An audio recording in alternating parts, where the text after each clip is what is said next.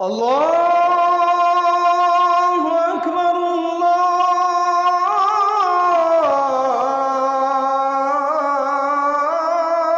আল্লাহু আকবার। চারটি বিষয়ের প্রতি লক্ষ্য রেখে নারীদেরকে বিবাহ করা হয়। এক নাম্বার হলো লিমালিহা, মেয়ের বাপের ধন দৌলত। দুই নাম্বার হলো ওয়ালি হাসবিহা, তার বংশমর্যাদা। তিন নাম্বার হলো ওয়ালি জামালিহা, তার রূপ সৌন্দর্য। চার নাম্বার হলো ওয়ালি দীনিহা, তার দিনদারিতা। জোরে বলেন তো কয়টা বিষয়? আচ্ছা বলেন তো, বিয়ের ক্ষেত্রে এই চারটা জিনিস দেখা হয় কি হয় না? এক হলো সম্পদ, দুই হলো বংশমর্যাদা, তিন হলো সৌন্দর্য, চার হলো দিনদারিতা। আল্লাহ নবী বলেছেন ফাযফার বিযাতিদ দীনি তারিবাত ইয়াদাক। এই চারটা বিষয়ের মধ্যে দিনদারিতাকে সবার উপরে প্রাধান্য দাও। কারণ একটা মেয়ে যতই সুন্দরী আর রূপসী হোক না কেন, বংশমর্যাদা যতই উন্নত থাকুক না কেন, তার বাবার ধন সম্পদ যতই বেশি থাকুক না কেন, এই মেয়েটার ভেতরে যদি 5 ওয়াক্ত নামাজের আমল, তার মধ্যে যদি পর্দার অভ্যাস, নামাজের অভ্যাস, দিন মেনে চলার অভ্যাস না থাকে, এই রকম বেদিন মেয়েকে বিয়ে করে সংসার আরম্ভ করলে পরে সংসার জাহান্নামের রঙে, জাহান্নামে একেবারে পরিণত হয়ে যাবে।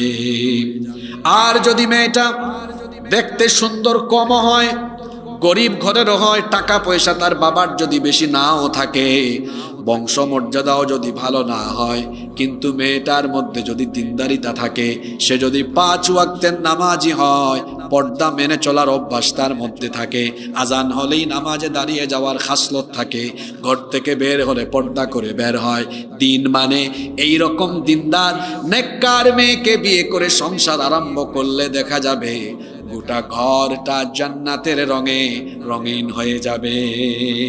কারণ দুনিয়াতে যত সম্পদ আছে, টাকা পয়সা, গাড়ি বাড়ি, ধন সম্পদ যা আছে, সবকিছুর মধ্যে শ্রেষ্ঠ সম্পদ হলো একজন নেককার নারী জীবনে পাওয়া।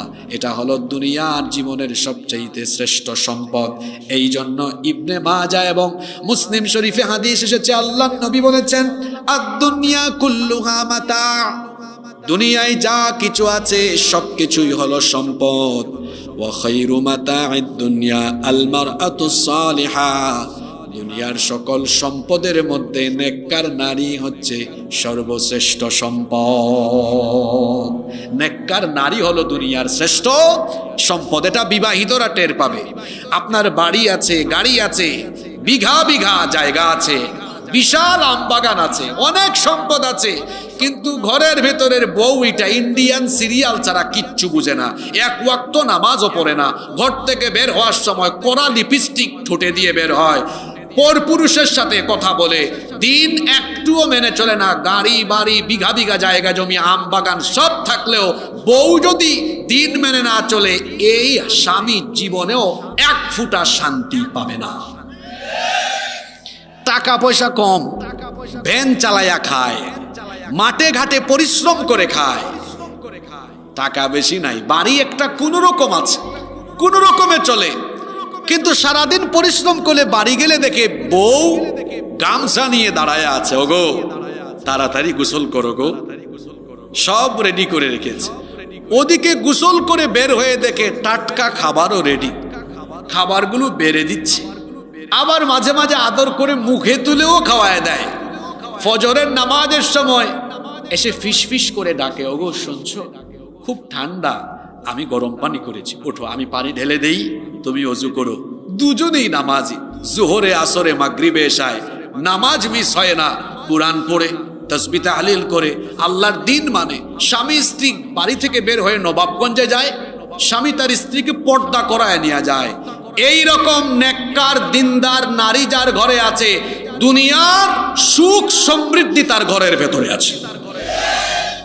টাকা পয়সা দিয়ে সুখ পাওয়া যায় না।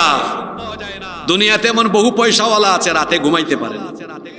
দুনিয়াতে এমন বহু পয়সাওয়ালা আছে রোগের অভাব নাই, মুখে রুচি নাই, খাইতে পারে না, আছে না নাই? সুখ শান্তি কার দেওয়া? বিশ্বাস করেন, ঘরের ভেতরে নারী যদি ভালো না হয়, নিজের বউ যদি ভালো না হয়, দুনিয়ার সবকিছু আপনার কাছে তিতা তিতা লাগবে, মেজাজ কর্কশ থাকবে, মাথা গরম থাকবে, কারণ ঘরের জিনিসটাই তো ভালো না। এই জন্য আল্লাহর নবী দুনিয়ার সুখী ব্যক্তির পরিচয় দিয়েছেন।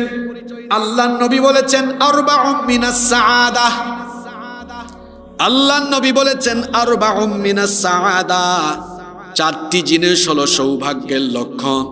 যে ব্যক্তি দুনিয়াতে চারটা জিনিস পেয়েছে সেই ব্যক্তি দুনিয়াতে সুখী হয়ে গিয়েছে।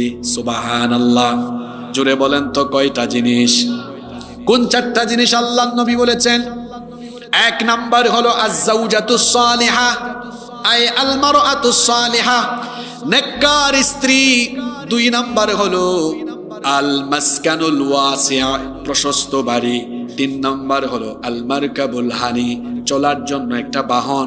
চার নাম্বার হলো আল জারুস সালিহ, উত্তম প্রতিবেশী। এই চারটা জিনিস যে পেয়েছে সেই ব্যক্তি দুনিয়ার সুখ পেয়েছে। তার মধ্যে প্রথমটাই হলো নেককার স্ত্রী পাওয়া। অন্য হাদিসে এসেছে আল্লাহর নবী বলেছেন মার রাযাকাহুল্লাহু ইমরাআতান সালিহাতান ফাকাদ আ'ানাহু আলা শাতরি দীনি, আল্লাহ তাআলা যেই ব্যক্তিকে নেককার একজন জীবন সঙ্গী দিয়ে দিয়েছেন, আল্লাহ যেন ওই লোকটাকে ইসলামের অর্ধেক নেয়ামত দিয়ে দিয়েছেন। তো অর্ধেক যদি পেয়ে যায়, বাকি অর্ধেক আছে না, এটা কোথায় পাবে? আল্লাহর নবী বলেছেন ফালইয়াত্তাকিল্লাহা ফিন্নিসফিল বাকি, বাকি অর্ধেকও পেয়ে যাবে যদি সারা জীবন আল্লাহকে ভয় করে চলে, তাহলে 100 ভাগ ইসলামের নেয়ামত আল্লাহ ওই ব্যক্তিকে দিয়ে দিবেন। সুবহানাল্লাহ কি বাড়ি গিয়ে বলবেন নাকি গো? কেন প্রথম পয়েন্টে একজন নেককার স্ত্রীর কথা বললাম? আপনাদের কষ্ট হচ্ছে নাকি? কেন বলেছি? রিজনটা কি? কারণ হলো আপনার স্ত্রী সেটা শুধু স্ত্রী নয়, এটা সন্তান উৎপাদনের কারখানা। এই পেট থেকেই সন্তান আসবে। নারীদের পেট তো শুধু পেট নয়, এটা সন্তান উৎপাদনের কারখানা। তাদের পেটেই জন্ম নিয়েছেন পয়গম্বর নবী রাসূল আলাইহিমুস সালাম, তাদের গর্ভে এসেছেন পৃথিবীর শ্রেষ্ঠ শ্রেষ্ঠ সন্তানেরা। ঠিক না বেঠিক? এজন্য আপনার স্ত্রী ভালো হওয়া এটা অত্যন্ত জরুরি। কেন? কারণ আজকের বিজ্ঞানও বলছে একজন মা যখন প্রেগনেন্ট হন, তার প্রেগন্যান্সির লাস্ট পর্যায়ে, বিশেষ করে সন্তান পৃথিবীতে আসার 16 সপ্তাহ আগে, 16 সপ্তাহ মানে 4 মাস, 16 সপ্তাহ মানে কয় মাস? হিউম্যান এমব্রায়োলজি নিয়ে যারা গবেষণা করছেন তারা বলছেন a child gets hearing before 16 weeks of birth, সন্তান পৃথিবীতে আসার আগে, মায়ের পেটে থাকাকালীন দুনিয়ায় আসার 4 মাস আগে থেকেই সে শুনতে পায়। কি আপনারা কি বাদাম খাবেন? কথাগুলো শুনবেন না? বাদাম খায়া খায়া শুনেন। সন্তান পৃথিবীতে আসার আগে, মায়ের পেটে থাকতেই কয় মাস আগে শোনে? এটা চিকিৎসা বিজ্ঞান বলছে। আপনারা বলবেন হুজুর বিজ্ঞান তো অনেক আপডেটেড। না, কোরআন আপডেটেড, বিজ্ঞান ব্যাকডেটেড। আপনি তো কোরআন পড়ছেন না। কোরআন খুলেন, খুলে দেখেন আল্লাহ তাআলা কোরআনে যত জায়গায় শ্রবণ শক্তি আর দৃষ্টিশক্তির কথা বলেছেন, সব জায়গায় আল্লাহ তাআলা দৃষ্টিশক্তির আগে শ্রবণ শক্তির কথা বলেছেন। যেমন ইন্নাস সামআ ওয়াল বাসারা ওয়াল ফুআদা কুল্লু উলাইকা কানা আনহু মাসউলা, নিশ্চয়ই কান, চোখ, অন্তর জিজ্ঞাসিত হবে। এখানে চোখের আগে কানের কথা বলা হবে। অন্য আয়াতে যান, আল্লাহ বলছেন ওয়াজআলা লাকুমুস সামআ ওয়াল আবসারা ওয়াল আফইদা, এখানেও আল্লাহ তাআলা চোখের আগে কানের কথা বলেছেন।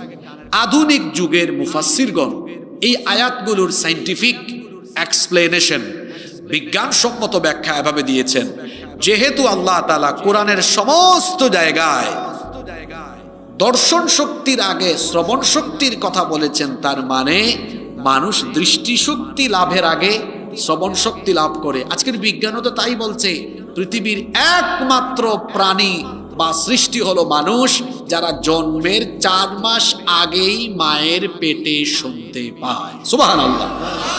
কোরআনও বলছে এটা, বিজ্ঞানও এটা বলছে। তাহলে শোনেন, খেয়াল করেন, এখন যদি এই মা এটা খারাপ হয়, সন্তান পেটে নিয়ে সারাদিন থাকদি না, দিন দিন দিন ঝাঁকানাকা ঝাঁকানাকা, লারে লারে লারে লালা, এগুলোই শুনতে থাকে। তো বিজ্ঞান আর কোরআন বলে পেটের ভেতর থেকে সন্তান এটা সব শুনে এই লালা লালা পাপা পাপা মহিলার পেট থেকে যেগুলা বের হবে সবগুলো ঝাঁকানাকা ঝাঁকানাকা মার্কা সন্তান হবে।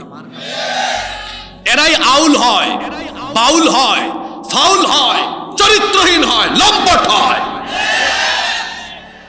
আর যদি এই নারী এমন থাকে যে পেটে সন্তান, আজান হয়েছে, আল্লাহু আকবার, আলহামদুলিল্লাহি রাব্বিল আলামিন, আর রহমানির রহিম, মালিকি ইয়াউমিদ্দিন, ইয়াকা না'বুদু ওয়া ইয়াকা নাস্তাঈন, ইহদিনাস সিরাতাল মুস্তাকিম, সিরাতাল লাযীনা আন'আমতা আলাইহিম গায়রিল মাগদুবি আলাইহিম ওয়ালাদ-দাল্লিন।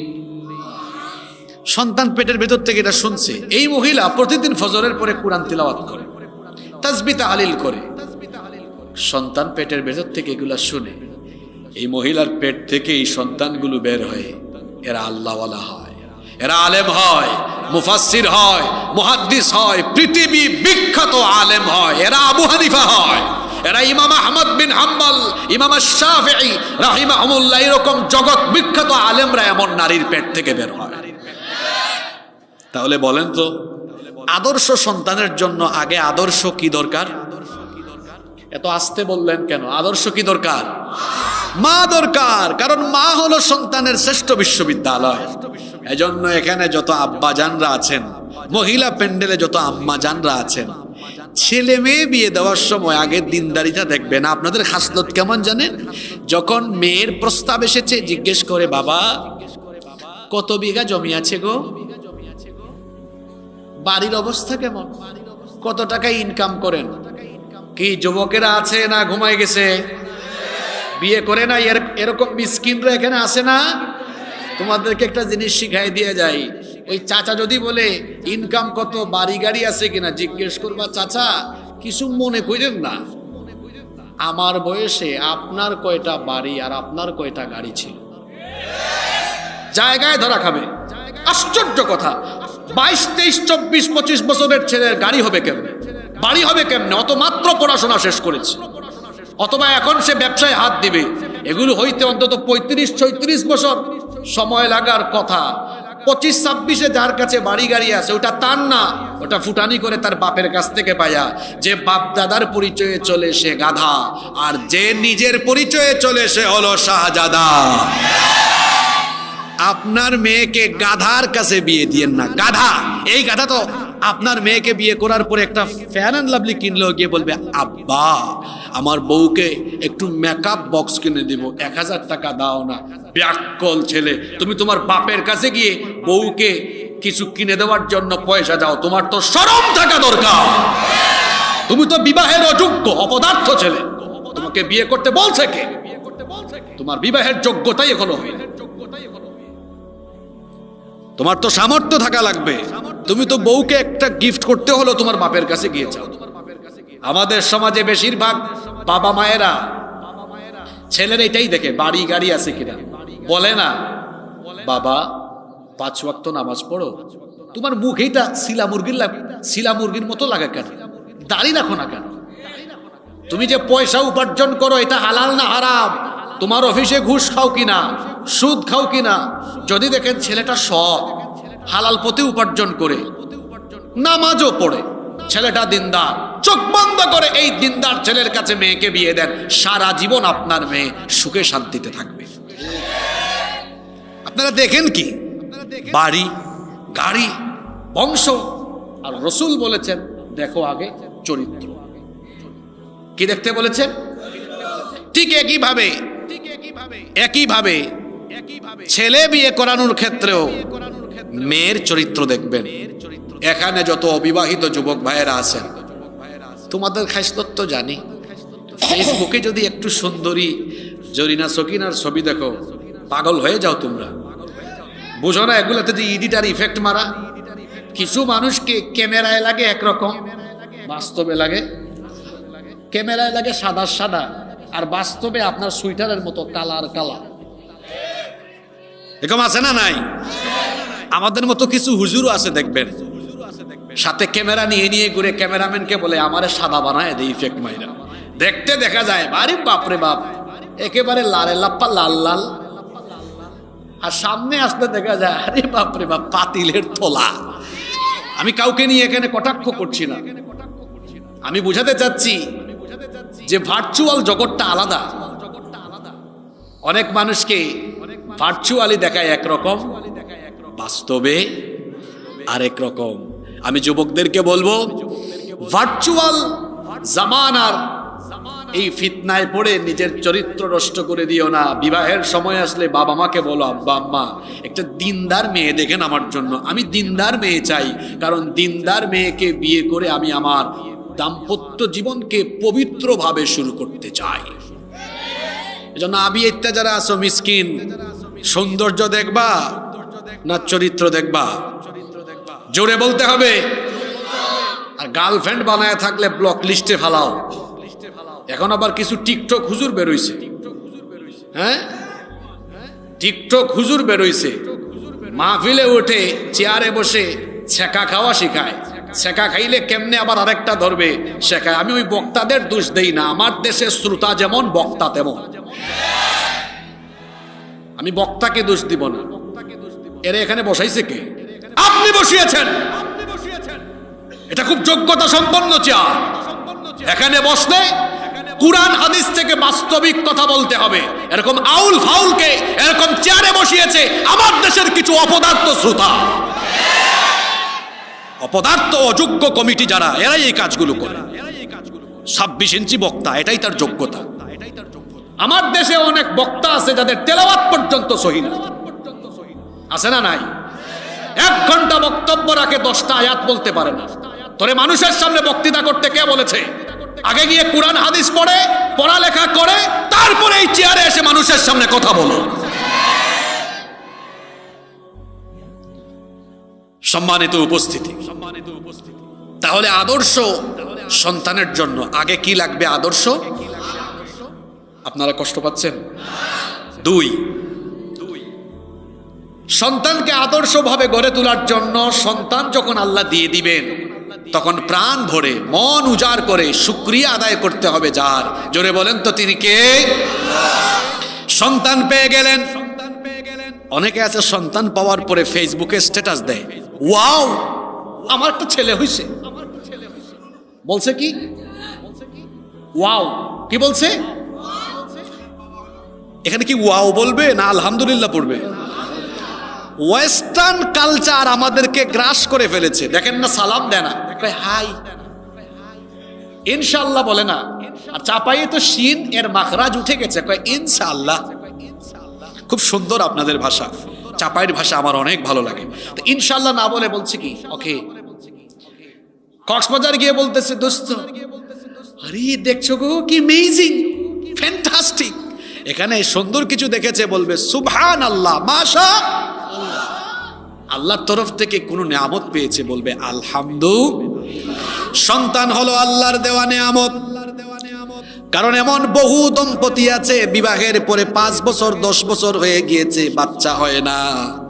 বলেন তো এই রকম দম্পতি আছে না নাই? সন্তান যিনি দেওয়ার মালিক, গলার আওয়াজ বড় করে বলেন তিনি কে? রব্বুল আলামিন কুরআনুল কারীমের 42 নম্বর সূরা সূরাতুশ শুরা এর 49 নম্বর আয়াত থেকে বলছেন, লিল্লাহি মুলকুস সামাওয়াতি ওয়াল আরদি ইয়াখলুকু মা ইয়াশা ইয়াহাবু লিমান ইয়াশাউ ইনাথান ওয়া ইয়াহাবু লিমান ইয়াশাউ الذكور أو يزوجهم ذكرانا وإناثا ويجعل من يشاء عقيما إنه عليم قدير আল্লাহ তাআলা বলছেন আসমান সমূহ এবং জমিনে যা কিছু আছে সবকিছুর মালিকানা কার? তিনি যাকে চান তাকে কন্যা সন্তান দেন, যাকে চান পুত্র সন্তান দেন, যাকে ইচ্ছা ছেলে মেয়ে দুইটাই দেন। আবার আল্লাহর যাকে ইচ্ছা ছেলেও দেন না মেয়েও দেন না, বন্ধা অবস্থায় রেখে দেন। সন্তান দেওয়ার একমাত্র ইখতিয়ার যার, তিনি কে? এজন্য সন্তান পেলে প্রশংসা করতে হয়। আমাদের জাতির পিতা, জোরে বলেন তো জাতির পিতা কে? যারা বলে না এদের জাতির পিতা কারা? আমাদের দেশে এক গোষ্ঠী ছিল, এক রাবেয়া বসুরি ছিল, জোর করে জাতির ঘাড়ে জাতির পিতা চাপিয়ে দিতে চেয়েছে। জোর করে জাতির ঘাড়ে জাতির পিতা চাপিয়ে দেওয়া যায় না। জাতির পিতা হচ্ছেন ইব্রাহিম আলাইহিস সালাম। 86 বছর পর্যন্ত তার কোনো সন্তান ছিল না। 86 বছর বয়সে হাজেরার ঘরে আল্লাহ সন্তান দিলেন। তিনি সন্তান পাওয়ার পরে তার মুখ থেকে কোন বাক্যটা বের হলো শুনেন। রব্বুল আলামিন কোরআনে কারীমের 14 নম্বর সূরা, সূরা ইব্রাহিমের 39 নম্বর আয়াতে বললেন, আলহামদুলিল্লাহিল্লাযী ওয়াহাবালি আলাল কিবারি ইসমাঈলা ওয়া ইসহাক ইন্না রাব্বি লাসামিউদ দুআ। তিনি সন্তান পাওয়ার পরে বলেছিলেন, সব প্রশংসা হলো আল্লাহর, যিনি আমাকে বার্ধক্য বয়সে ইসমাইল এবং ইসহাকের মতো নিয়ামত দিয়েছেন। সেই জন্য তিনি যার প্রশংসা আদায় করলেন তিনি কে? যেন সন্তান জন্ম হয়েছে সাথে সাথে শুকরিয়া আদায় করব কার? দেখেন আমি ধারাবাহিকভাবে বলছি কিভাবে আদর্শ সন্তান হবে। 1 আদর্শ মা, 2 হয়েছে আল্লাহর শুকরিয়া, 3 এই সন্তানের জন্মের পরেই তার ডান কানে আযান দিবেন আর বাম কানে ইকামত দিবেন। কেন আযান দিতে হয়? কেন ডান কানে আযান আর বাম কানে ইকামত দেওয়া লাগে? কারণ হলো অন্য হাদিসে এসেছে, আল্লাহর নবী বলেছেন যখন কোনো সন্তান পৃথিবীতে আসে আপনারা দেখবেন মায়ের পেট থেকে বের হয়ে সন্তান কাঁদে নাকি হাসে? কেন সন্তান কাঁদে? আল্লাহর নবী বলেছেন সন্তান মায়ের পেট থেকে বের হয়ে দুনিয়াতে আসা মাত্রই শয়তান গিয়ে তারে গুতাগুতি করে, শয়তানের গুতাগুতিতে সে কান্না করে। এজন্য নবীজি প্রেসক্রিপশন দিয়েছেন জন্ম নেওয়ার পরেই তার ডান কানে আযান দাও, বাম কানে ইকামত দাও। কারণ আযান আর ইকামতের শব্দ শুনলে পরে শয়তান তখন পালিয়ে যায়। আল্লাহু আকবার। আযান আর ইকামত দেওয়ার আরেকটা কারণ হলো যাতে সন্তান জন্মের পরেই তার কানের ভেতরে আল্লাহর শ্রেষ্ঠত্বের বাণী পৌঁছে যায়। এই জন্য জন্ম নেওয়ার পরে ডান কানে আযান আর বাম কানে ইকামত দেওয়ার কথা বলেছেন মুহাম্মদ। আমরা বলি সাল্লাল্লাহু। সুনানে আবু দাউদে হাদিস এসেছে, উবাইদুল্লাহ বিন আবি রাফি' তার বাবা থেকে হাদিসটি বর্ণনা করেছেন। তার পিতা বলছেন রাআইতু রাসূলুল্লাহি, সবাই বলেন সাল্লাল্লাহু আলাইহি ওয়াসাল্লাম, আযানা ফি উদুনিল হাসানি হিনা ওয়ালাদাতহু ফাতিমাতু বিসসালাহ। তিনি বলছেন আল্লাহর নবীর মেয়ে ফাতেমাতুজ জাহরা রাদিয়াল্লাহু আনহার ঘরে যখন হাসানের জন্ম হলো, আল্লাহর নবী ছোট্ট হাসান ছোট্ট নাতিকে কুলে নিয়ে তার ডান কানে আযান দিয়েছেন। আগে তো আযান হইতো, এখন আযান দেওয়ার মতো পরিবেশও অনেক জায়গায় থাকে না। কারণ আগে তো সন্তান হইতো বাসা বাড়িতে, আর এখন হয় কোথায়?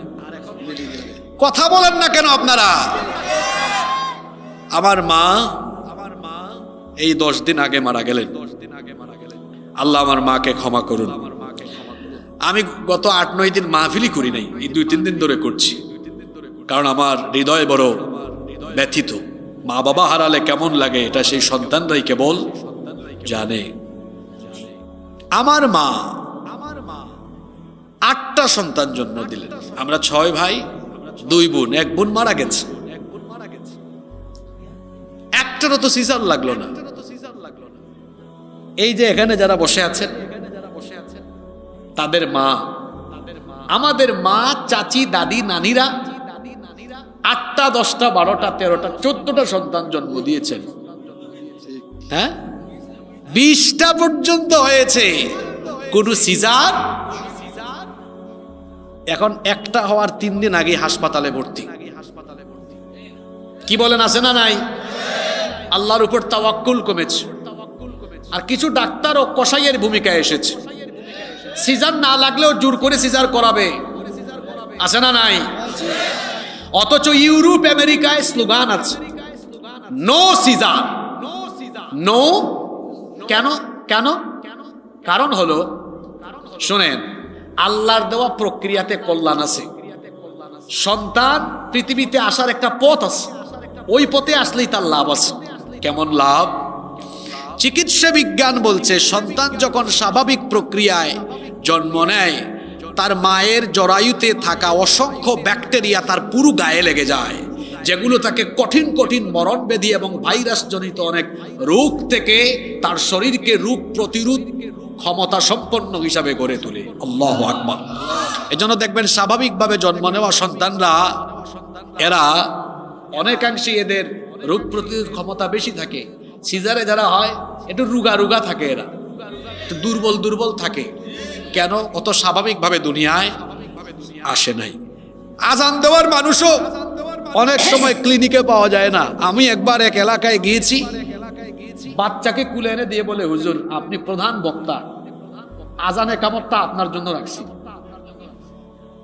আমি বললাম কয়দিন হয়েছে?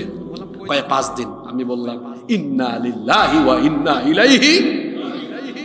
আমরা দিলেন না কেন? আজকে হাসপাতাল থেকে আনছি, আর নিয়ত করছিলাম আপনিই দিবেন। দেখছেন কারবার?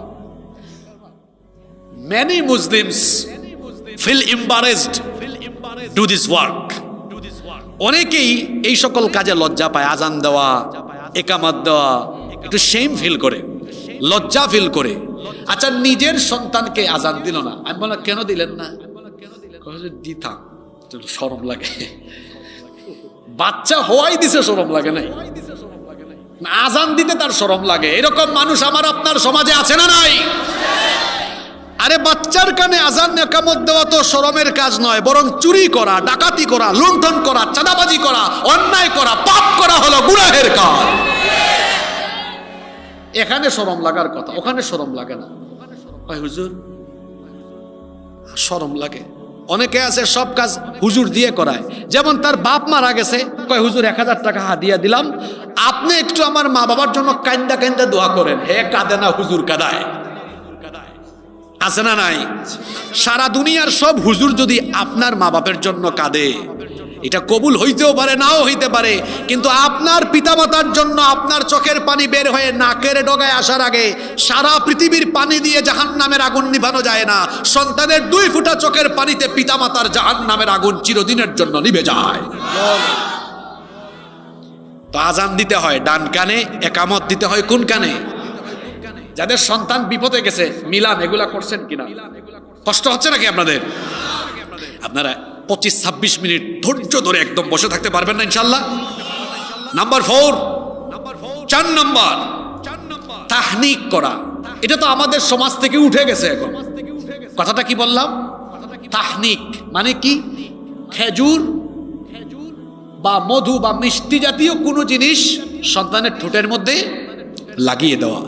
আবু মুসা আল আশআরী রাদিয়াল্লাহু আনহু তিনি বলছেন, আমার ঘরে একটা সন্তান জন্ম হলো, ছেলে জন্ম নিল। ছেলেটাকে কুলে নিয়ে আমি নবীজির দরবারে গেলাম। আল্লাহর নবীজি আমার ছেলেটাকে কুলে নিলেন, তারপরে তার সুন্দর একটা নাম রেখে দিলেন। এরপরে আল্লাহর নবী একটা খেজুর চিবিয়ে হালকা কিছু রস আমার সন্তানের ঠোঁটের মধ্যে লাগিয়ে দিয়ে তার বরকতের জন্য দোয়া করে দিলেন। এটাকে বলে তাহনিক। এটাকে কি বলে? নাম্বার 5 নাম্বার, আদর্শ সন্তান গড়ে তোলার জন্য পিতামাতা 5 নাম্বার যে দায়িত্ব পালন করবেন, এটা বিশেষ করে মায়ের দায়িত্ব। সন্তানকে বুকের দুধ সঠিকভাবে পান করানো।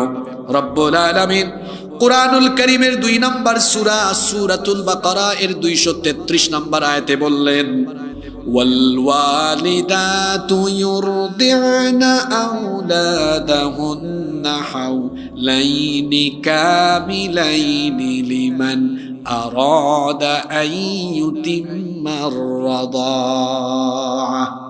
নারীদেরকে আল্লাহ দায়িত্ব দিয়েছেন তারা যেন তাদের সন্তানদেরকে কমপক্ষে 2 বছর বুকের দুধ পান করায়। কয় বছর? বিবাহিতরা শুনেন, মহিলা প্যান্ডেলের মা বোনরা শুনেন, আপনারা অনেকে নিজের ফিটনেসের জন্য সন্তানের এই হক থেকে তাকে বঞ্চিত করেন। এরকম অতি আধুনিক মহিলা আমাদের সমাজে আছে না নাই?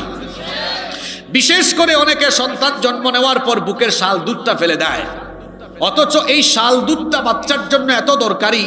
চিকিৎসক এবং চিকিৎসা বিজ্ঞানীগণ বলেছেন এই শাল দুধ যে বাচ্চাকে পান করানো হয়, ওই বাচ্চা কলেরা, ডায়রিয়া, মেনিনজাইটিস, শ্বাসতন্ত্রের প্রবাহ, কান পাকা, এরকমের বেশ কয়েকটা মারাত্মক ব্যাধি থেকে আল্লাহ তাকে এই শাল দুধ দিয়ে 100 ভাগ সুরক্ষিত করে দেন। এটা ফেলে দেয়। আবার অনেকে এখন বুকের দুধ পান করায় না, বাজারের দুধ খাওয়ায়, অথচ সন্তানের জন্য মায়ের দুধের কোনো বিকল্প। আর যারা আল্লাহর হুকুম মানে না, এদের উপর আল্লাহর গজব পড়ে। আজকে পৃথিবীতে দেখা যাচ্ছে ব্রেস্ট ক্যান্সারের পরিমাণ বেড়ে গিয়েছে, মহিলাদের ব্রেস্ট ক্যান্সার বেড়ে যাচ্ছে। WHO, ওয়ার্ল্ড হেলথ অর্গানাইজেশন, বিশ্ব স্বাস্থ্য সংস্থা বলছে পৃথিবীতে প্রতি বছর 10 লক্ষ নারী এই ব্রেস্ট ক্যান্সারে আক্রান্ত হয়। কত লক্ষ? তারা এটা নিয়ে গবেষণা করেছেন। গবেষণা করে তারা বলেছেন সেই সব নারীরাই ব্রেস্ট ক্যান্সারে সবচেয়ে বেশি আক্রান্ত হন যারা তাদের সন্তানদেরকে বুকের দুধ পান করান না। ঠাড়া পড়ছে, সন্তানের হক নষ্ট করেছে, আল্লাহর গজব পড়েছে। সুতরাং আমি এই এলাকার প্রত্যেককে বলতে চাই, এটা কখনো করবেন না। সন্তান যত বেশি মায়ের বুকের দুধ পান করবে, এই সন্তান তত বেশি মেধাবী হবে, তার শারীরিক মানসিক বিকাশ সাধিত হবে। আল্লাহ এই কথাগুলো বোঝার তৌফিক দান করেন। নাম্বার 6, 6 নাম্বার, সন্তানের সুন্দর একটা নাম রাখতে হবে। আমাদের দেশের নামের কারবার দেখছেন, ওই দিন মাহফিলে গিয়ে দেখি সভাপতির নাম আপেল। আপনারা হাসতেছেন, ওই মিডিয়ার ভাইরা বলতে পারবে, এরাও আমাদের মতো বহুত জায়গায় মাহফিলে যায়, এরকম আছেন না? কয়েকদিন আগে এই সিরাজগঞ্জে মাহফিল করেছি, সভাপতির নাম ছিল চিনি। তারপর আরেক জায়গায় সভাপতির নাম পাইছি বুলেট। আমি যেগুলা বলতেছি এগুলো আছে না নাই? আরে বুলেট নাম রাখছে, কখন যে রকেট রাখবে আল্লাহ জানে। আরো আশ্চর্যজনক নাম আছে তো বাংলাদেশে, বলবো? ছেলের নাম রাখছে আকাশ। এখানে আবার আকাশ থাকলে সে যেন রাগ না করে। সাগর, ছেলের নাম কি? ছেলের নাম সাগর, মেয়ের নাম নদী। ছেলে এটা বড় হয়ে হাতের মধ্যে লিখছে সাগরের বুকে নদী। দেখছেন কারবার? ঠিকও কয়, তার মানে তার সাথে কমন পড়ছে হয়তো এটা। কি আশ্চর্য নাম! ছেলের নাম আগুন নয়তো ফাগুন। এই যে আগুন, ফাগুন, বুলেট, রকেট, সাগর, চিনি, বিস্কুট, এইসব নাম আছে না নাই? আর মেয়েদের নাম চুমকি, ঝুমকি, জোনাকি, পিঙ্কি, আছে না নাই? অনেক এলাকায় মেয়েদের নাম আছে বৃষ্টি। এলাকায় আছে নাকি? কি রে, এত মেয়েদের নামের লিস্ট এদের কাছে থাকে কেমনে? বৃষ্টি। আমি বললাম, ভাই আপনার মেয়ের নাম বৃষ্টি রাখছেন কেন? কয় হুজুর আমি যে পাবলিক, আমি তো অবস্থা বুঝে ব্যবস্থা নেই। মানে কয় বৃষ্টির সময় হয়েছে, নামও রেখে দিছি বৃষ্টি। আরেকজন তার ছেলের নাম রেখেছে তুফান। বললাম ছেলের নাম তুফান কেন? কয় তুফানের টাইমে হয়েছে। আমি বললাম আপনি যে পাবলিক, অবস্থা বুঝে ব্যবস্থা নেন, তুফানের টাইমে হয়েছে তুফান, বৃষ্টির টাইমে হয়েছে বৃষ্টি। এখন যদি বিদ্যুৎ চমকানোর সময় আরেকটা হয়, নাম কি রাখবেন? নোয়াখালী ভাষায় ঠাডা পড়ছে। বিদ্যুৎ নাম আছে তো, বিদ্যুৎ নাম আসলেই আছে। আপনারা বলেন তো, এগুলো কি মুসলমানের সন্তানদের ছেলে মেয়েদের নাম হতে পারে? জোরে বলেন, হতে পারে? নামের সাথে মানুষের কাজের মিল থাকে তো। আল্লাহর নবী বলেছেন, তাসুম্মু বিআসমাইল আম্বিয়া, নবীদের নামের সাথে মিলিয়ে নাম রাখো। অন্য হাদিসে এসেছে ইন্না আহাব্বা আসমাইকুম ইলাল্লাহি আব্দুল্লাহ ওয়া আব্দুর রহমান, আল্লাহর কাছে আব্দুল্লাহ আর আব্দুর রহমান এই দুইটা নাম হলো বড় প্রিয়। সুবহানাল্লাহ পড়েন। সন্তানদের সুন্দর সুন্দর নাম কেন রাখতে হবে? কারণ আল্লাহর নবী বলেছেন ইন্নাকুম তুদআউনা ইয়াউমাল কিয়ামাতি বিআসমাইকুম ওয়া আসমাই আবাইকুম, কিয়ামতের দিন তোমাদেরকে তোমাদের নাম ধরে আর তোমাদের বাবার নাম ধরে ধরে ডাকা হবে। ফাআহসিনু আসমাইকুম, সুতরাং সুন্দর সুন্দর নাম রাখো। যদি নামটা অসুন্দর, একটু আগে আপেল চিনি বিস্কুট বলায় আপনারা হাসছেন, কিয়ামতের দিন আল্লাহ ডাকবেন আপেল আমার বান্দা, আপেল কোথায় বিস্কুট কোথায়? এভাবে করে হাসরের মাঠেও মানুষ হাসবে। সন্তানের নামে মন রাখিয়েন না যে শুনলে দুনিয়ায়ও মানুষ হাসবে, আখিরাতেও মানুষ হাসবে। এই রকম সন্তানদের নাম রাখবেন না। ছেলের নাম রাখে বল্টু মন্টু, এগুলো রাখিয়েন না। বরং নাম রাখার সময় নাম রাখেন মুসা, ইব্রাহিম, ঈসা, ইয়াহইয়া, জাকারিয়া, সাহাবীদের নামের সাথে মিলিয়ে রাখেন। মেয়ে হয়েছে নাম রেখে দেন আসিয়া, নাম রেখে দেন মারিয়াম, নাম রাখেন আয়েশা, নাম রেখে দেন ফাতিমা। এইরকম করে সুন্দর নাম রাখেন। যদি নিজে নাম রাখতে নাও পারেন তাহলে আলেমদের সাথে পরামর্শ করে নাম রাখবেন। অনেকে আছে কয় হুজুর আমি নিজে নাম রাখতে পারতেছি না, কিন্তু কোন হুজুরের কাছে আমি যাব না। কোরআন কি আমি পড়তে পারি না? আমি কি কম বুঝি নাকি? কোরআন শরীফ দেখে দেখে তারপরে নাম রেখে দিয়েছে তুকাদ্দিবান। নাম রাখছে কি? বললাম কি ব্যাপার, এটার নাম তুকাজ্জিবান কেন? কই হুজুর সূরা রহমান পড়ছি, আল্লাহ দেখছি বারবার খালি তুকাজ্জিবান বলে। নিশ্চয়ই আল্লাহর কাছে এটা প্রিয়, নাম রেখে দিছি কি তুকাজ্জিবান।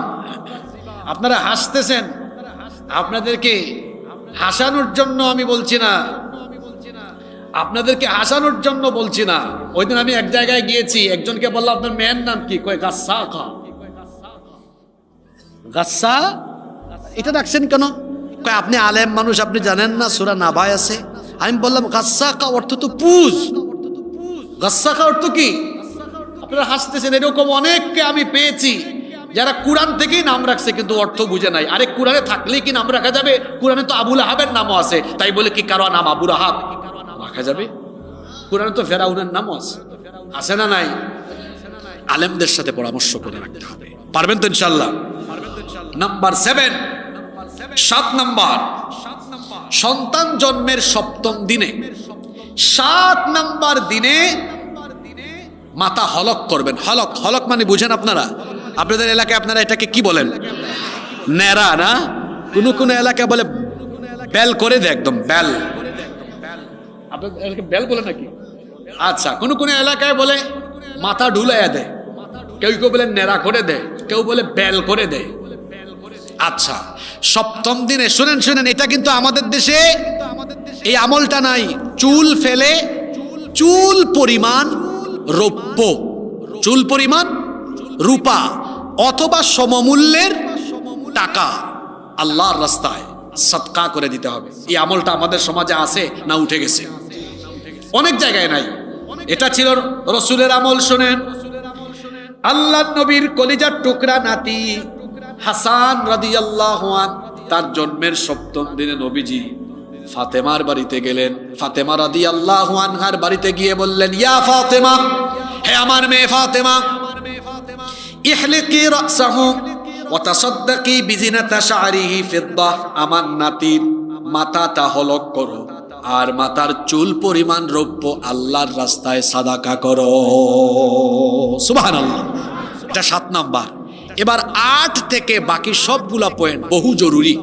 এই জরুরি পয়েন্টগুলো শোনার জন্য কি 15-16 মিনিট আমরা কষ্ট করে মনোযোগী হয়ে বসে থাকতে পারবো? বেশি জরুরি এগুলো। 8 জন্মের 7ম দিনে আকিকা দিবেন। কি দিবেন?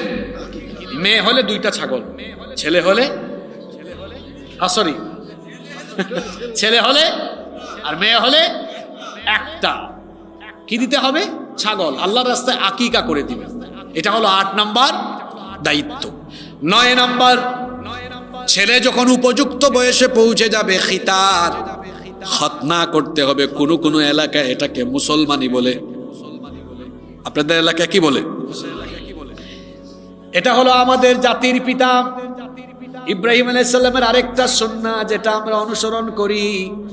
ইব্রাহিম আলাইহিস সালামের বয়স যখন 80 বছর, বুখারীতে এসেছে ইখতাতানা ইব্রাহিম আলাইহিস সালাম ওয়া হুয়া ইবনু 80 সানা। তার বয়স যখন 80 বছর ছিল, আল্লাহ আরেকটা পরীক্ষা নিয়েছেন। আল্লাহ বলেছেন তুমি খাতনা করো। সেই সময় তিনি কোনো ডাক্তারের কাছেও যান নাই, একটা কুঠার হাতে নিয়ে লজ্জাস্থানের সামনের অংশ নিজেই কর্তন করে নিজের খতনা নিজে করেছে। আল্লাহু আকবার। এজন্য আল্লাহর নবী বলেছেন আল ফিতরাতু খামসুন আও খামসুম মিনাল ফিতরা। এই পাঁচটা জিনিস সব নবীদের ফিতরত। এক নাম্বার হচ্ছে আল খিতান, খতনা করা। দুই নাম্বার হচ্ছে ওয়াল ইস্তেহদাদ, নাভির নিচে লোম কাটা, মুখ ছোট করা। এরপরে হলো নখ খাটো করা, এগুলো হচ্ছে। এরপরে দাড়ি লম্বা করা, গোঁফ ছোট করা, এগুলো হচ্ছে সব নবীদের সুন্নাহ। নাভির নিচে এবং বগলের লোম কর্তন করা, এগুলো নবীদের সুন্নাহ। যেই সকল ফিতরতগুলো সব নবীদের ছিল, তার মধ্যে একটা হলো খিতান বা খতনা করা। এজন্য আপনার ছেলে যদি হয় উপযুক্ত বয়সে গেলে খতনা দিতে হবে।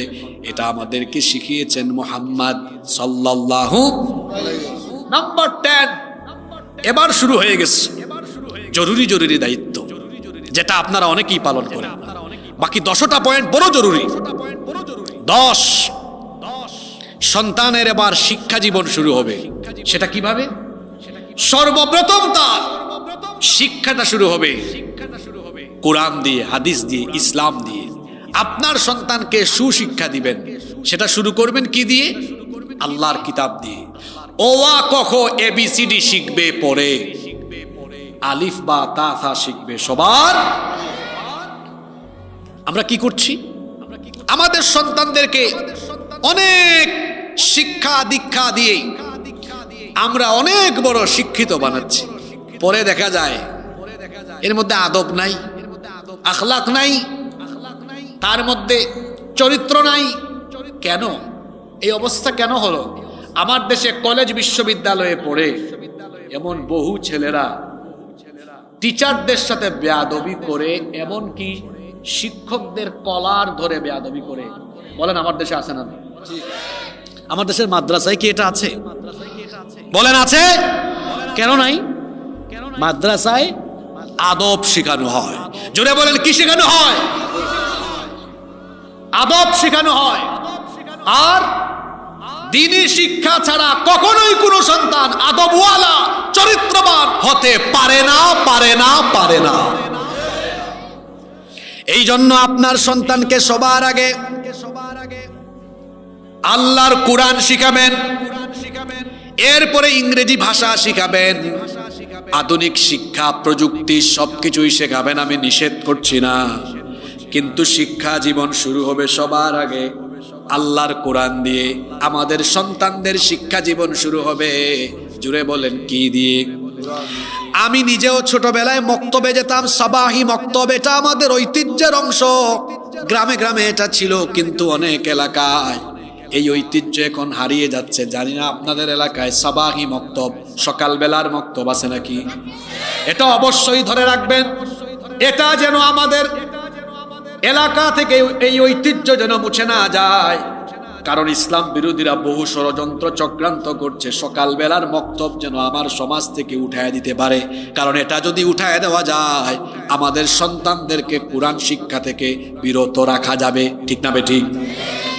এই জন্য এই সবাহি মক্তবে সন্তানদেরকে পাঠাবেন, সকালবেলা মক্তবে পাঠাবেন। আমার নিজেরও শিক্ষা জীবন শুরু হয়েছে মক্তব দিয়ে। সেখানে গিয়ে আমরা আলিফ বা তা তা শিখেছি, কায়দা পড়েছি। সেখানে আমরা আমপারা পড়েছি, কোরআন তেলাওয়াত করেছি, কোরআন শিখেছি, খতম দিয়েছি, ইলমে কেরাত শিখেছি।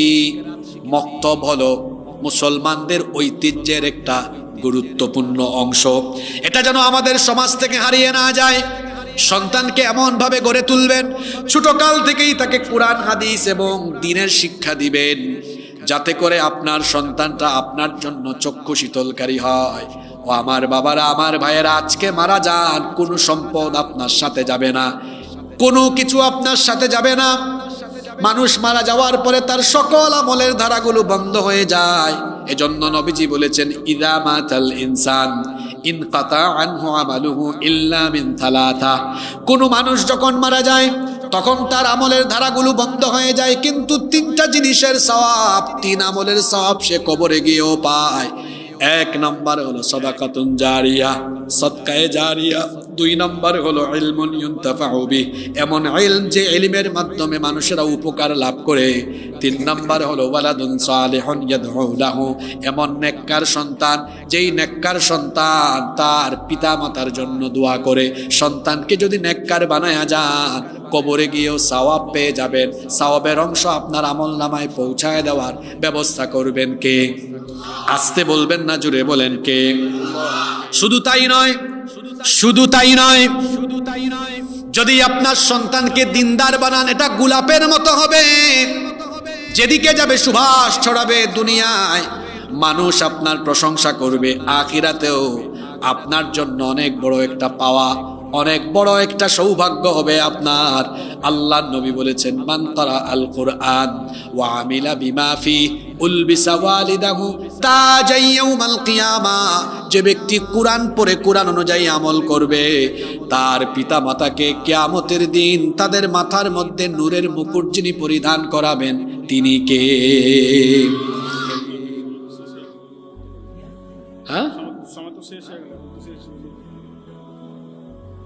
লোকমা দিব। আচ্ছা, এই যে দুই তিনজন বাবা উঠছেন, আমি বাকিদেরকে বলবো, আচ্ছা বলেন তো, আমরা যখন খাবার খাই, খাবারের প্রথম অংশটা বেশি টেস্ট লাগে, অংশটা ভালো লাগে বেশি? জোরে বলেন। তো আমরা 1 ঘন্টার উপরে বসতে পারলাম, আমরা কি আর 12-13 মিনিট বসতে পারবো না? জোরে বলেন, পারবো কিনা? এজন্য আমি আশা করব আপনারা যারা বসে আছেন আর একজনও উঠবেন না। আমি কি আশাটুকু করতে পারি সবার কাছ থেকে? আচ্ছা আপনারা বলেন তো, আপনাদের বাড়ি বেশি দূরে না আমার বাড়ি বেশি দূরে? তো সিস্টেম তো ছিল আমি আগে উঠে দৌড় মারা, তো দৌড় মারতেছেন কেন আপনি? বরং আপনার বাড়ি কাছে, আপনার বলা উচিত হুজুর গো আজকে মাহফিল শেষে আমার বাড়িতে থাকেন গো। এইটা না বলে আপনি দৌড় মারতেছেন, এটা কি সুন্দর হলো? তাহলে আমরা একসাথে সবাই উঠবো, রাজি আছেন? আপনারা আম খাওয়াইন না, মানুষ এত আম খান, চাপাইয়ে তো আমের অভাব নাই। বুঝছি আপনি তো 12 মাসই আম পাওয়া যায় না, এটাও নাই, চিন্তা করেন আমি নিয়ে যাব না। তো আম খাইয়া তো চেহারাও দেখছেন মাশাআল্লাহ কত সুন্দর, আমের মতো হয়ে গেছে।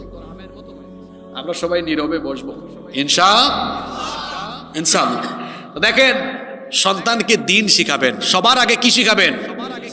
আর এমন প্রতিষ্ঠান, এখন কিন্তু ডিসেম্বর মাস, সামনে জানুয়ারি মাস, সন্তানদেরকে এমন প্রতিষ্ঠানে দিবেন না যেখানে সবকিছু আছে দিন নাই, এরকম প্রতিষ্ঠানে দিবেন না, বরং মাদ্রাসায় দেন, অথবা এমন কোনো বিদ্যালয়ে, এমন কোনো প্রতিষ্ঠানে দেন যেখানে আরবিও আছে, ইংরেজিও আছে, আধুনিক জ্ঞান বিজ্ঞান আছে। তাহলে সন্তানগুলো এরা দেখা যাবে ইন্টিগ্রেটেড কারিকুলাম, সমন্বিত কারিকুলামে এরা সকল যোগ্যতা নিয়ে বড় হবে ইনশাআল্লাহ। পারবো তো আমরা? নাম্বার 11 নাম্বার, সন্তানকে নামাজের ব্যাপারে তাকিদ দিতে হবে। কত বছর থেকে নবীজি বলেছেন মুরু আউলাদাকুম বিসসালাতি ওয়া হুম আবনাউ 7 সিনিন। তোমাদের সন্তানের বয়স যখন 7 বছর হয় তখন থেকে নামাজের আদেশ দাও, নামাজের তাকিদ দাও। ওয়াদ্রিবুহুম ওয়া হুম আবনাউ 10 সিনিন।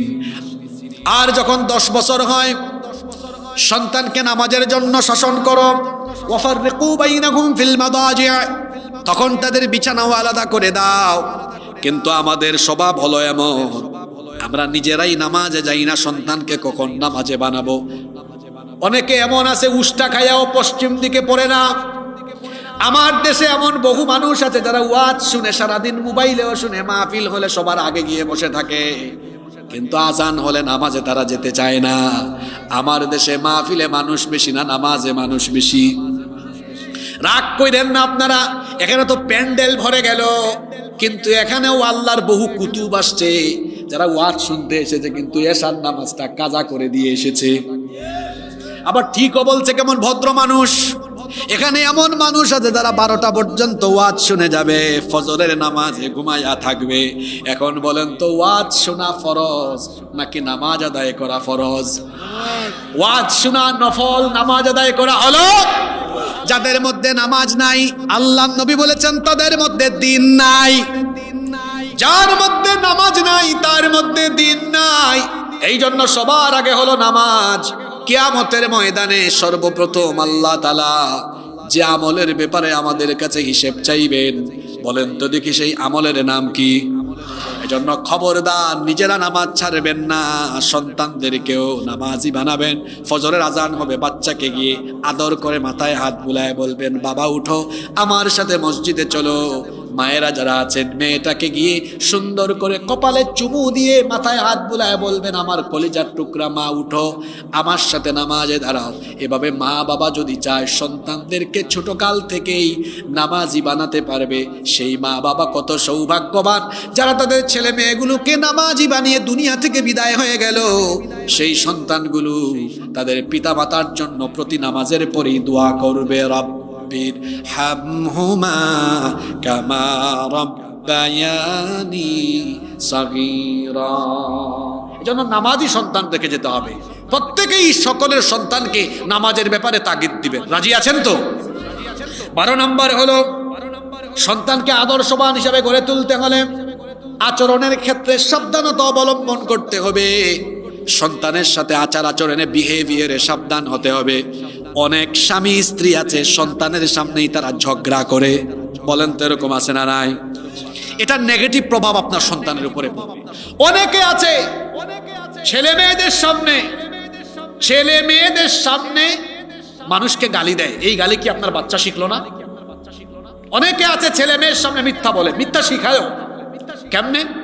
তার কাছে এক লোক টাকা পায়, বাড়িতে এসে দরজায় নক দিয়েছে, হ্যাঁ গিয়ে দরজার ফাঁক দিয়ে দেখে, আরে বাপরে বাপ, আবুল কালাম ভাই আমার কাছে টাকা পায় 2000। এসে তার ছেলে বা মেয়েকে, ছোট্ট এখানে ক্লাস 2-তে পড়ে, বলতেছে, যাও তোমার চাচুকে গিয়ে বলো আব্বু বাড়িতে নাই। আপনারা হাসতেছেন, এরকম বহু দাজ্জাল পিতা আছে যে তার নিজের ছেলে মেয়েকে মিথ্যা বলা শিখায়। এটা দাজ্জাল পিতা। আচার আচরণের ক্ষেত্রে সাবধান হন, ছেলে মেয়েদেরকে সত্য কথা বলা শিখান। আচ্ছা, স্বামী স্ত্রীর ঝগড়া কার হয় না বলেন? আপনারা কি মনে করেন হুজুরদের হয় না? হ্যাঁ, আমাদের মতো বহুত হুজুর বউয়ের কাছে গিয়ে খেজুর, কি বলেন, আছে না? এক লোক গিয়েছে ওমরে ফারুক রাদিয়াল্লাহু আনহুর কাছে তার বউয়ের ঝামেলা মিটাইতে। গিয়ে সে আবার ওনার দরজা থেকে চলে যাচ্ছে। ওমর ফারুক রাদিয়াল্লাহু আনহু দেখলেন এক লোক ওনার বাড়িতে এসে চলে যাচ্ছে। এই তুমি কই যাও? তিনি বললেন, আসছিলাম এক সমস্যা নিয়ে। তো বলো। কি আর বলতাম, আমি যে সমস্যা, এই সমস্যা থেকে আরো বড় সমস্যায় দেখলাম আপনি আছেন। মানে বুঝছেন? স্বামী স্ত্রীর মধ্যে মান অভিমান থাকবে, এটাও কিন্তু ভালোবাসার একটা পার্ট, মনে রাখবেন। এটাও ভালোবাসার একটা পার্ট, কারণ মান অভিমান ভালোবাসাকে আরো বাড়ায় মাঝে। তবে এটা যেন আবার এমন পর্যায়ে না যায় যে ডাকাতের মতো আবার হাত তুলে। কোন নবী রাসূল কি বউ পিটাইছে? জোরে বলেন, বউ পিটিয়েছে? নিজের বউকে নিয়ন্ত্রণ করা শিখেন, এটা একটা কৌশলের ব্যাপার। বগুড়াতে এক ছেলে মাহফিলে আমার কাছে চিরকুট পাঠাইছে, কয় হুজুর বিয়ে করছি 7-8 মাস হয়েছে, আমার বউ খালি রাগ করে, মেজাজ দেখায়, চিন্তা করছি তালাক দিয়ে দিব। এখন আপনি বলেন, কোন পরামর্শ থাকলে বলেন। আমি বললাম, বউ তোমার, পরামর্শ চাও আমার, পুরো সাংঘাতিক ব্যাপার। কয় হুজুর কি করব, খালি রাগ করে, মেজাজ দেখায়। আমি বললাম, তালাক দিবেন কেন? একটু গিয়ে আজকেই বাড়িতে বলেন, এমনি তুমি যে সুন্দর, আর যখন রাগ করো তখন লাগে আরো সুন্দর। আর রাগ করবে? বলেন করবে? শোনেন, অনেকে আছে বউয়ের হাতের রান্না মজা হয় নাই। আরে এটা আমরা যারা বাবা আছি তারা জানি। আমাদের সন্তানদেরকে আমরা কত মহব্বত করি। মেয়েদেরকে বাপ মা বাপের বাড়িতে কাজ করায় নাই। আপনার ছেলে মেয়ে হলে আপনি বুঝবেন, আমরা বুঝি, আমাদেরও সন্তান আছে, অনেক মহব্বত। মা বাপ 18-20 বছর লালন পালন করে তার কলিজার টুকরা আপনার হাতে দিয়ে দিচ্ছে। প্রথমবারের মতো রান্না বান্না করে মজা হয় না, কি রান্না করছো, তোমার বাপ মা কিচ্ছু শিখায় নাই? আরে ভাই এটা বলেন কেন? আপনি বলেন, আরে বাপরে বাপ, কোনোদিন রান্না না করে আজকে ফার্স্ট টাইম তুমি যে রান্না দিছো, আমার তো একদম আমি অবাক হয়ে গেছি, স্বাদ জিহ্বায় এখনো লেগে আছে, অসাধারণ। দেখবেন এত খুশি হবে, পরের বেলা আরো মনোযোগ দিয়ে রান্না করে, পরের বার আবার বলেন আরে সাংঘাতিক কারবার, আগের বেলা থেকে এখন আরো মজা হয়েছে। এইভাবে আদর ভালোবাসা দিয়ে দেখবেন 5-7 দিন পরে আপনার বউ হয়ে যাবে সেরা রাঁধুনি, ঠিক কিনা? খায়াই বলে। আমার দেশে এইরকম কিছু হাজবেন্ড আছে, খালি বউয়ের সাথে খিটখিট করে, আবার পাশের বাড়ি ভাবির সাথে, ভাবি কেমন আছে, কি বলেন, আছে না নাই? তার ফোনে হঠাৎ করে বেগানারির কল শুনছে, হ্যালো কে বলছেন, খুব সুন্দর, আর বউ তারে ফোন দিয়েছে, ওকে খেয়েছ, ফোন রাখ। পরনারীর ক্ষেত্রে নরম, বউয়ের ক্ষেত্রে গরম। এরা হলো নাম্বার 1 চরিত্রহীন লম্পট। নিজের বিবির সাথে সুন্দর আচরণ, যতবার দেখা হবে বলবেন তুমি এত সুন্দর কেন, বলেন আচ্ছা তুমি এত সুন্দর করে কথা বলো কিভাবে, এটা বলেন, প্রশংসা করেন। যারা বউয়ের প্রশংসা করে এদের চেহারা সুরত ভালো থাকে, বউ এদেরকে খাওয়ায়, কাপড় চুপড় ঠিকঠাক করে রাখে, গড় গুছায় রাখে। যাদের বউ ভালো তাদের চেহারা সুরত ভালো, যাদের বউ খারাপ চেহারাটা মরা মরা, বউ এদেরকে সবসময় প্রেসারের উপরে রাখে। এজন্য নিজের স্ত্রীদের সাথে ভালো আচরণ করবেন। আজকে কিন্তু মা বোনরা অনেক খুশি হয়েছে, কিন্তু আপনাদেরকেও বলবো, আপনারা অনেকে আছেন ভাইদের সাথে খালি খিট খিট খিট খিট খিট খিট করে, আছে না নাই? আপনাদের জন্য জান্নাতে যাওয়া সহজ। রসুল বলেছেন নারীরা 4টা কাজ করো, স্বামীর খেদমত করো, রমজান মাসে রোজা রাখো, নামাজ আদায় করো 5 ওয়াক্ত, স্বামীর জন্য সতীত্বের হেফাজত করো, আল্লাহ জান্নাতের সব দুয়ার তোমাদের জন্য খুলে দিবেন। আল্লাহ আমার মা বোনদেরকে আবেদা সালেহা কানিতা বানিয়ে দিন, বলেন আমিন। বলছিলাম আচ্ছা এগুলো আমরা আলোচনা শেষ করি। বলছিলাম সুন্দর কোমল আচরণ করা, সতর্ক থাকা, এ ব্যাপারে 13 নম্বর হলো বাচ্চাদেরকে সময় দেওয়া। এটা নাই এখন। আমাদের ছোটবেলা এত সুন্দর ছিল, আমাদেরকে আমাদের বাবা মা রাতের বেলা ঘুম শোনাইতো, আয় আয় চাঁদ মামা। হ্যাঁ, তারপরে আমরা কান্না করলে, আমি জানি না আপনারা কি বলেন, ওই যে জুনজুন জুনজুন বাজে, এটাকে কি বলেন, জুনজুনি, বিভিন্ন খেলনা দিত। আর এখন বাচ্চা কানলেই হাতের মধ্যে একটা যন্ত্র দেয়, এটার নাম কি? 2 বছরের বাচ্চা মোবাইল এমনি স্ক্রল করে। কেন কেন শুনেন, এটা এত কিছু শিখলো কেমনে? তার মা বাপ দায়ী। তার মা বাপ তারে নিয়ে একটু বুকে নিয়ে হাঁটাহাঁটি করে না, তার সাথে খেলাধুলা করে না, সময় কাটায় না, বাচ্চাকে সময় দেয় না, বরং এই চরিত্র বিধ্বংসী উপাদান তার পিতামাতা তাকে এই উপাদান তার হাতে দিয়ে তার জীবনটাকে একেবারে ধ্বংসের পথে ঠেলে দিয়েছে। সময় দেন বাচ্চাগুলাকে, সময় দেন, সময় দেন। বাসায় গেলে বাচ্চাটাকে বুকের সাথে লাগান, আদর করেন, এত মহব্বত এটাতে, সুবহানাল্লাহ। বিশ্বাস করেন কোটি কোটি টাকা এত মহব্বত নাই। বাচ্চাকে কুলে নেওয়ার পরে বাচ্চা পেশাব করলে, পায়খানা করলে যে আনন্দ লাগে, আর বাবা ডাকলে, মা ডাকলে, এটা বাপরা জানে, মারা জানে, কলিজাটা একদম ভরে যায়। সুবহানাল্লাহ। সময় দিবেন বাচ্চাদেরকে। 14 নম্বর, বাচ্চা লালন পালনে ইনসাফ করবেন। অনেকে আছে ছেলেকে মাছের মাথা, মেয়েকে লেজ, ছেলেকে রান আর মেয়েকে, আপনাদের এলাকায় এগুলো নাই, বরং করবেন উল্টাটা, মেয়েকে রান, ছেলেকে ওই ঝাঁটা জুটা দেন, মেয়েকে দিবেন মাছের মাথা।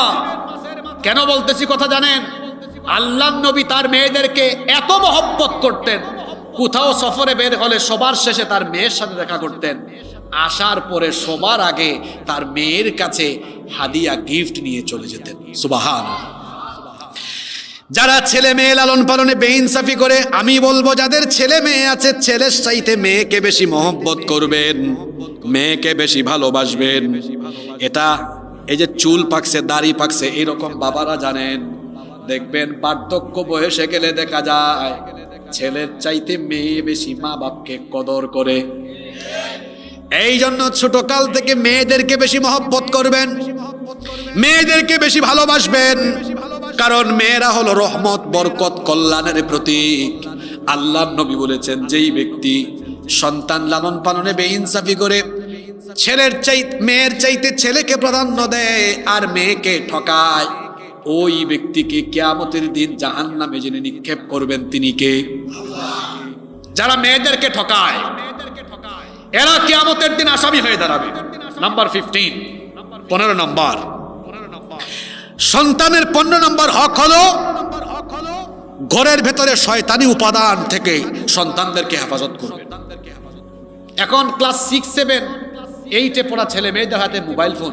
এই পলসা আলিম মাদ্রাসায় দেখবেন হুজুররা 8, 9 ছেলে মেয়েরা কথা শোনে না, হাতে মোবাইল, খালি মোবাইল চালায়।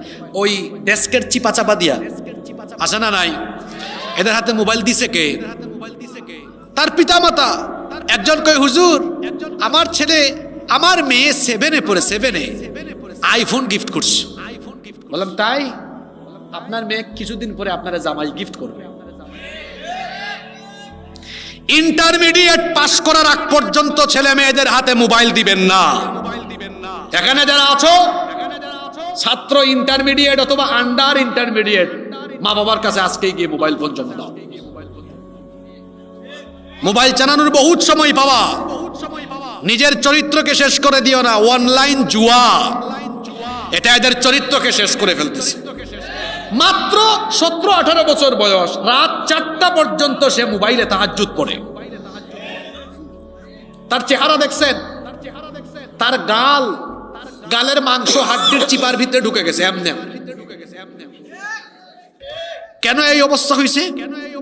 অত মোবাইল ইন্টারনেটের অপব্যবহার করে রাত ব্যাপী জেনা ব্যভিচারের সাগরে ডুবে থেকে তার যৌবন, চরিত্র, জীবনকে সে ধ্বংসের সাগরে নিপতিত করে দিয়েছে। যাদের বাড়িতে ইন্টারনেট, ওয়াইফাই আছে না, ওয়াইফাই রাত 10টার পরে সুন্দর করে সুইচটা বন্ধ করে দেবে। যাদের ছেলেমেয়েরা ইউনিভার্সিটিতে পড়ে 11টার পরে বলবেন, আম্মা যান ফোনটা দেন, জমা দেন, সকালে নিয়েন। রাত 11টার পরে কাজ কি তোমার ফোনে? কয় না, অ্যাসাইনমেন্ট করবো। তুই অ্যাসাইনমেন্ট সকালে করবি। এখন কিসের অ্যাসাইনমেন্ট? এখন আবার অনেক প্রতিষ্ঠানে প্যারেন্টসরা, টিচাররা হোয়াটসঅ্যাপ গ্রুপ খুলে হোয়াটসঅ্যাপে হোমওয়ার্ক দেয়। আচ্ছা, অনলাইন ক্লাস, এটা তো আরো মারাত্মক অবস্থা। কি বলতাম কথা, দুঃখের কথা বলতে বলতে তো অনেক সময় লাগবে, আপনাদেরকে কষ্ট দিতে চাই না। আমি প্রতিষ্ঠানের শিক্ষকদেরকে বলবো, প্লিজ বাচ্চারা এই মোবাইল ইন্টারনেট থেকে দূরে থাকার জন্য যা যা করা দরকার দয়া করে আপনারা তা করবেন প্লিজ। আমাদের সন্তানটা নষ্ট হয়ে যাচ্ছে। আমি ছাত্রদেরকে বলবো, ভাই তোমরা একটু বোঝার চেষ্টা করো। দেখো, এগুলো যারা আবিষ্কার করেছে ওরা কত পড়ালেখা করছে, কত গবেষণা করছে। ওরা এই শয়তানি উপাদান তোমাদের হাতে ধরিয়ে দিয়ে তোমাদেরকে শেষ করছে, আর ওরা জ্ঞান বিজ্ঞানে এগিয়ে যাচ্ছে। তোমরা পড়ালেখা করো, এই বয়সে গবেষণা করো। তোমরা মোবাইল নয়, আগামী 20 বছর পরে তোমরা আগামীর দুনিয়াতে সবচেয়ে লেটেস্ট প্রযুক্তির আবিষ্কারক হবে তোমরা, ইনশাআল্লাহ। এজন্য পড়ালেখা করতে হবে। এসব টিকটক ছাড়ো। আজকের মাহফিলে মেয়েরা আসছে কিনা জানি না, মেয়েরা এখন সবচেয়ে বেশি টিকটক করে। মেয়েরা এখন সবচেয়ে বেশি কি করে? টিকটক। কত কিছু বানায়। আমারে গত সপ্তাহে একজন দেখায়, এক বুড়া চাচা নেচে নেচে টিকটকে ভিডিও দিচ্ছে, গান গাইতেছে। এক বুড়া চাচা, আপনারা হয়তো অনেকে দেখছেন, এটা ব্যাপক ভাইরাল হয়েছে। কি এক রোগ, জুয়ান বুড়া সবাই এই রোগে আক্রান্ত। ঠিক না বে ঠিক? এটা থেকে যত দূরে থাকবেন তত ভালো। আল্লাহ সবাইকে হেফাজত করেন। নাম্বার 16, 16 নাম্বার, সন্তানদের কল্যাণের জন্য খরচ করবেন। বিশেষ করে তাদের পড়ালেখার জন্য উন্মুক্ত খরচ করবেন। পড়ালেখার জন্য খরচ করবেন, কষ্ট করবেন। পিতামাতা কষ্ট করে পড়াবেন, ভালো প্রতিষ্ঠানে দিবেন, এরা মানুষের মতো মানুষ হবে ইনশাআল্লাহ। 17 নম্বর হলো সন্তানদেরকে পর্দার শিক্ষা দিবেন। 10-11 বছর বয়স থেকে ছেলেকে শিখান, বাবারে এই 14 জন মহিলা ছাড়া বাকি কোনো নারীদের সাথে অপ্রয়োজনে কথা বলো না, তাদের দিকে তাকাবাও না। মেয়েটাকে ছোট্ট বয়স থেকে বুরখা পরিধান করা শিখান। বুরখা পরান, দেখবেন মেয়েটা পর্দা শিখে যাবে। যারা ছোটকালে মেয়েদেরকে পর্দা করায় না, ছেলে মেয়েদেরকে দিন শিখায় না, এরাই বড় হয়ে তারপরে বেপর্দা হয়ে যায়। ঠিক না বে ঠিক? এজন্য এটা ছোটকাল থেকেই শিক্ষা দিবেন। নাম্বার 18, 18 নম্বর হলো ছেলে মেয়েদেরকে তাড়াতাড়ি বিয়ে দেওয়ার ব্যবস্থা করবেন। অনেক গার্ডিয়ান আছে ছেলে মেয়েদেরকে বিয়ে দিতে চায় না।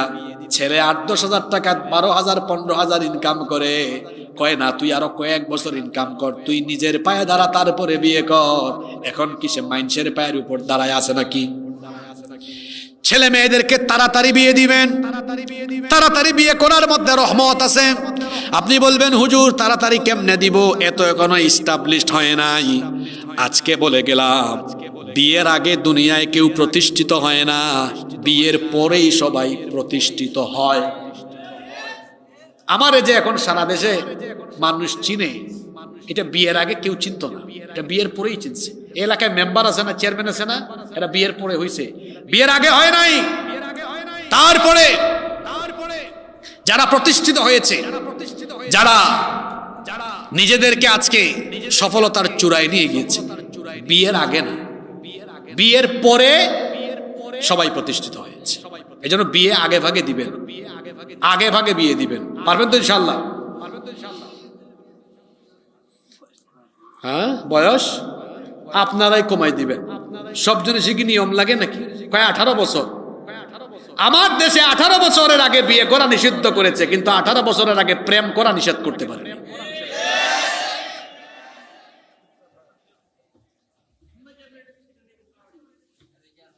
তাদেরকে বলবেন আগে বটতলা, ঝাউতলা, লাউতলার কবুতরের জোড়াগুলারে সাইজ করতে। কথা বুঝছেন কিনা? কিছু লাউতলা, ঝাউতলা, বটতলা আছে না? গতকাল রাজশাহীতে মাহফিলের আগে এক সুন্দর রিসোর্টে একজন নিয়ে গেল। বললাম এত সুন্দর, এখানে কিছু গেস্ট রুম করেন। কয় হুজুর করবো কেমনে? যেভাবে কবুতরের জোড়া জোড়া আসে, আমি এই নাপাক কাজের দিকে যাইতে পারি। বিয়ের আগে স্কুল থেকে কলেজ থেকে কবুতরের জোড়া যায়, প্রশাসক এইটা বন্ধ করতে পারেন না, বরং হালাল বিয়ে এখানে এসে বাধা দেন, পারলে ওই হারাম কাজ বন্ধ করেন। নাম্বার 19, 19 নাম্বার হচ্ছে 19 নাম্বার হচ্ছে সন্তানদের মধ্যে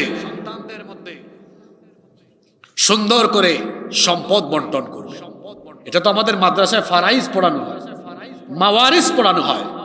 যারা এলএলবি নিয়ে পড়ে, ল অফ ইনহেরিটেন্স আছে, উত্তরাধিকার আইন,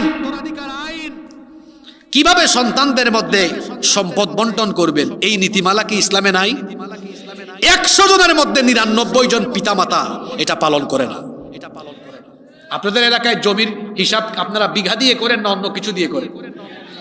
এক বাপের 4 ছেলে 2 মেয়ে, হিসাব করো, 4 5 20, 5 বিঘা করে দিয়ে দাও। আর মেয়েকে বলে মা তোমাকে তো কিছু দিতে পারলাম না, বাবা তোমাকে দোয়া দিলাম। বোনরা যারা শুনতেছেন বলবেন আব্বু দোয়া লাগবে না, জিনিস দেন। আর যে হাজি সাহেব, বহু আলেম পর্যন্ত আছে মেয়ে ঠকায়। যারা মেয়েদেরকে সম্পদ থেকে বঞ্চিত করে, সে যত বড় আলেম হোক, যত বড় হাজি সাহেব হোক, যত বড় নামাজি আর তাহাজ্জুদ গুজারি হোক, কিয়ামতের দিন জালেম হয়ে আল্লাহর সামনে দাঁড়াতে হবে। মেয়েদেরকে সম্পদ থেকে বঞ্চিত করবেন না। 20 নাম্বার, খুব ধৈর্যশীল মানুষ আপনারা, আপনাদের আচার আচরণ বড় সুন্দর, ধৈর্য ধরে শুনেছেন।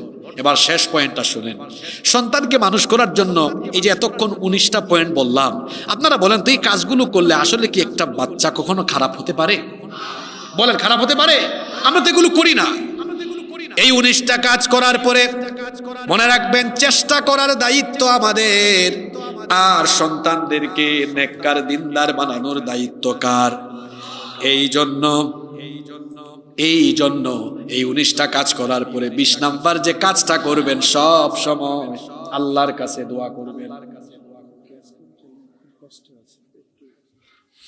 এই জন্য আল্লাহর কাছে দোয়া করবেন। দোয়াটাও আল্লাহ শিখায়া দিয়েছেন, এই দোয়াটা মুখস্থ করবেন, সব সময় পড়বেন। আমি নিজেও দোয়াটা পড়ি, আপনারাও করবেন। যারা বিয়ে করো নাই, তোমাদের জন্য এই দোয়া বেশি বেশি করা বেশি জরুরি। কারণ হলো এখনো বিয়ে হয় নাই, বলেন তো জীবনে ভালো একজন স্ত্রীর দরকার আছে না নাই? যারা বিয়ে করেছেন তারাও দোয়াটা পড়বেন, অবিবাহিতরাও এই দোয়াটা পড়বেন। কোরআনুল কারীমের 25 নম্বর সূরা সূরাতুল ফুরকানের 74 নম্বর আয়াতে আল্লাহ দোয়াটা শিখায় দিলেন, পড়েন আমার সাথে, রব্বানা হাব লানা মিন আজওয়াজিনা ওয়া যুররিয়াতিনা কুররাতা আয়ুনিন ওয়াজআলনা লিল মুত্তাকিনা ইমামা। হে রব, আমাদেরকে চক্ষু শীতলকারী স্ত্রী সন্তান হাবলানা গিফট করো, আর আমাদেরকে মুত্তাকিদের ইমাম বানিয়ে দাও। বলেন আমিন। এই 20টা কাজ যারা করবে তাদের সন্তান পৃথিবীতে গোলাপের মতো হবে, সুবাস ছড়াবে। আসুন আমাদের সন্তানদেরকে কোরআন সুন্নাহর দেওয়া এই ফর্মুলার ভিত্তিতে আমরা গড়ে তুলি। এরা আদবওয়ালা, আখলাকওয়ালা, সুসন্তান, চরিত্রবান হবে। আল্লাহ তুমি আমাদেরকে তৌফিক দিয়ে দাও। আত্মীয়তার ভিতরে সম্পর্ক ভঙ্গকারী এবং সম্পর্কে ভাঙন ধরানোর শাস্তি কি?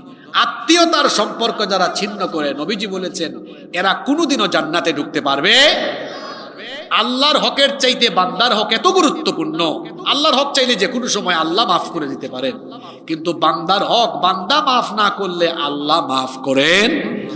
আত্মীয়দের সাথে ভালো আচরণ করবেন, আত্মীয় স্বজনকে কখনো কষ্ট দিবেন না, প্রতিবেশীকে কষ্ট দিবেন না।